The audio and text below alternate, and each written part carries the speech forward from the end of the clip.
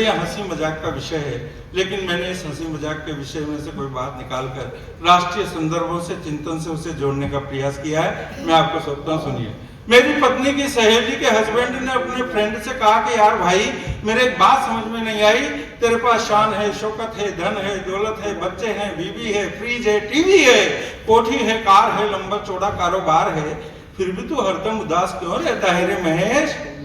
तेरे ऐसा काय का वांदा और काय का कलेश? तो महेश बोला, यार सुरेश, तुझसे कितनी बार कहा ये प्रश्न मत किया कर, मेरे कलेजे में कीले की तरह खटक जाता है, और दरअसल मैं अपने हकले बेटे से परेशान हूँ। कम वक्त बोलता बोलता भारतीय दूरदर्शन की तरह कहीं भी अटक जाता है। कम वक्त बोलता बोलता भारतीय दूरदर्शन की तरह कहीं भी अटक जाता है। एक दिन अंडे वाले के ठेले पे जाके ऐप पे अटक गया। ठेले वाले का भेजा खा गया। आधे घंटे तक ही करता रहा, इतने में अंडे में से चूजा ही बाहर आ गया।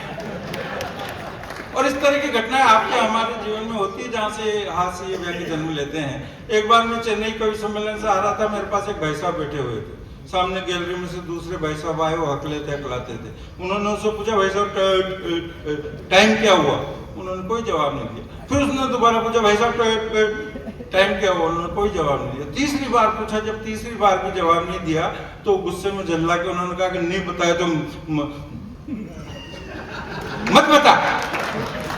और ये कह के वो आगे बढ़ गए। तो मैंने उनसे कहा, मैंने कहा हद हो गई यार भाई साहब, उनको बोलने में दिक्कत आ रही थी, आपके हाथ में घड़ी बंधी हुई थी, घड़ी सही टाइम बता रही थी, फिर आपने उनको टाइम क्यों नहीं बताया?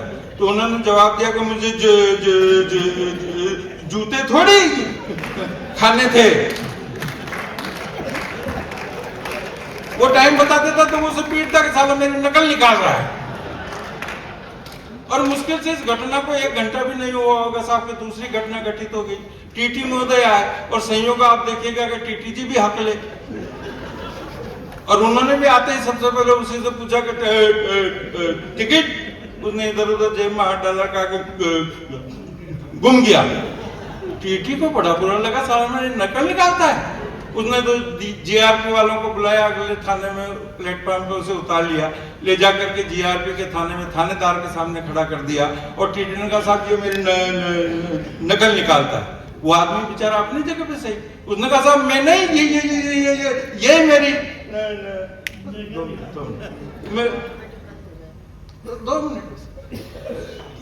मैंने ये मेरी नकल निकालता है। अब इसे आप संयोग कहिए, दुर्भाग्य कहिए, जो भी नाम देना है आप दे दीजिए, मैं केवल सत्य घटना बयान कर रहा हूं। वो थानेदार साहब बोले कि इन दोनों को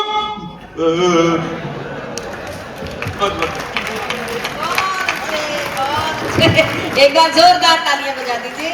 और